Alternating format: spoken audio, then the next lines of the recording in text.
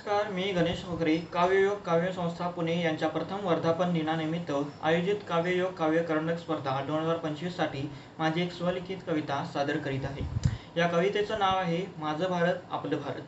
कधी हिमगिरीची शिखरं, कधी सागराची गाज, कधी हिमगिरीची शिखरं, कधी सागराची गाज, कधी हरित शेतातला वारा, कधी रागिणीचा आवाज. इथे मातीतला आहे गंध आईसारखी माया, इथे मातीतला आहे गंध आईसारखी माया, जिथे धर्म जात भाषा वेगळी पण मन एक होऊन हसाया.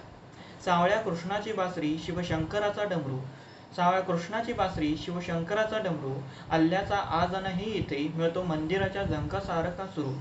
विठोबा वारकऱ्यातून गुरु नानक गुरबानीतून, विठोबा वारकऱ्यातून गुरु नानक गुरबानीतून, संत तुकाराम कबीर रवींद्रनाथ यांचं तत्वज्ञान आजही स्मृतीतून.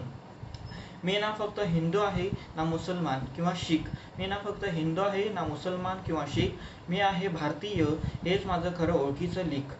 इथं सैनिक सीमे रेषेवरती लढतो, शेतकरी मातीशी झुंजतो, इथे सैनिक सीमे रेषेवरती लढतो, शेतकरी मातीशी झुंजतो.